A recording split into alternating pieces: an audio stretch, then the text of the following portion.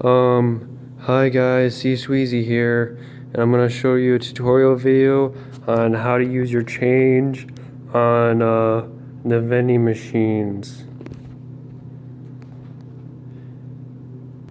Please take out as many quarters, dimes, or pennies as necessary to use the vending machine. Alright? Once you have that complete, please take your quarter or dime or penny or $half and put it here.